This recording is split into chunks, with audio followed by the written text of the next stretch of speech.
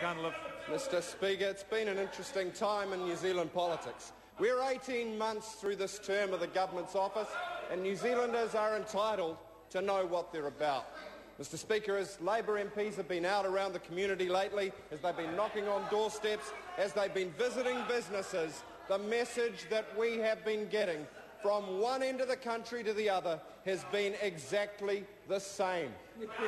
National has no plan for this economy. It has no plan to protect Kiwi jobs, no plan to lift incomes, no plan to make New Zealand a fairer or a better place.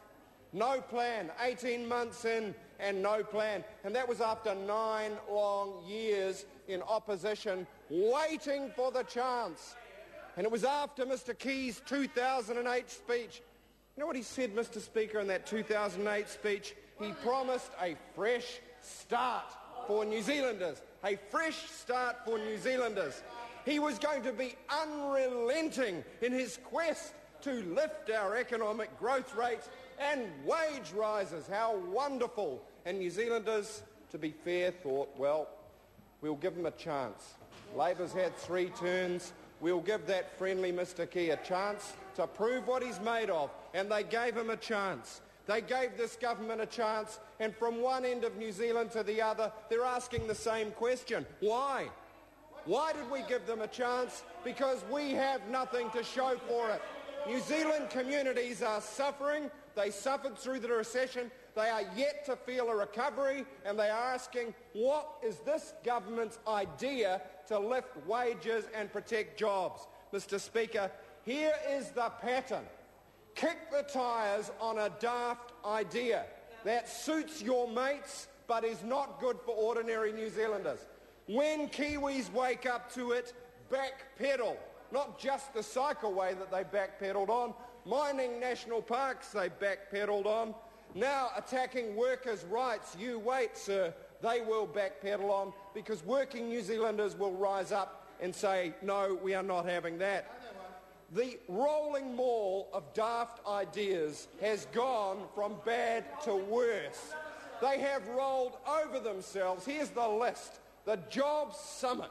Now, the CTU was more than fair to the government. The CTU went along in good faith. The union movement fronted up. They said, look, this is a government that's come in. They say they want to help with jobs. Let's take them at their word.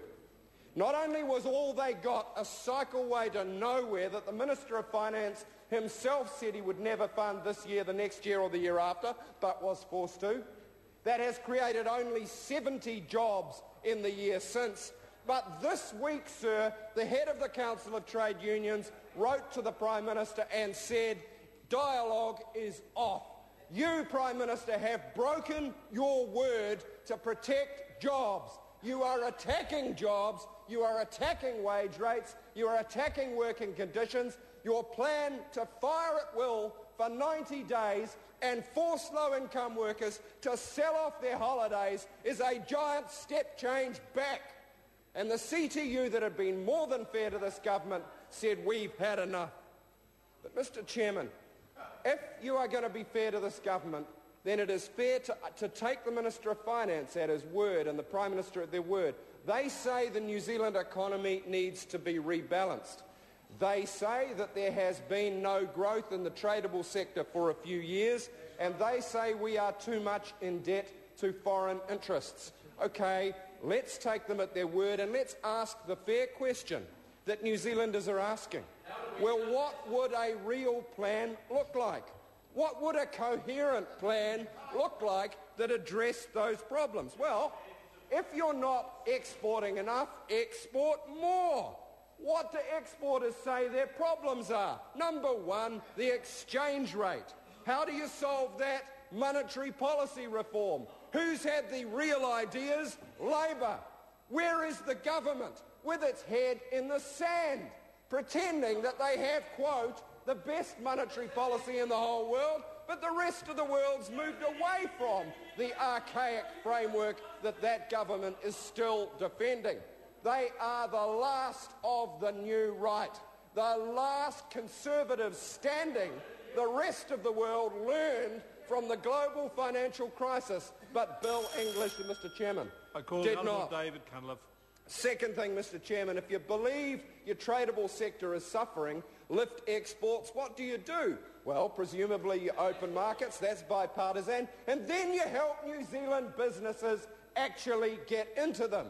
The last thing you would do is cut vote economic development, and we will get onto that in this debate. You would work in partnership with New Zealand business, boosting our Kiwi expat program, boosting our gateway program, partnering with Kiwi exporters, providing export credit finance, getting into foreign markets, but they are doing less and less of that as the ideology of the new right to shrink the size of government prevails. They are turning less and less into inventors, more and more away from ideas, more and more to a failed ideology that is all they can fall back on. But take their second analysis of the problem, which is that we don't have enough capital. Mr Chairman, they're right on that. We don't have enough capital. And the effects of that are everywhere in the weekend papers. Rod Oram, absolutely spot on. The failure of MERV means we can't export. Or the New Zealand Herald, sir, the deal drought. The deal drought. Why is it that Kiwi companies can't succeed?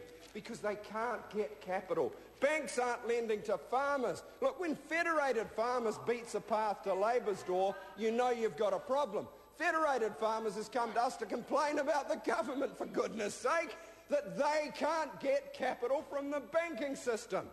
Because these guys, Mr Chairman, the government, is so ideological that their only answer to getting capital is to sell off the remaining assets that we have. Sell off our remaining assets. Doesn't matter if it's Crayfer Farms or Synlait, a promising dairy company that's now 51% owned by China, or New Zealand Farming Systems Uruguay. And I wonder, Mr Chairman, if any minister in this government's just bought shares in that company, Mr Chairman, which they might not have disclosed.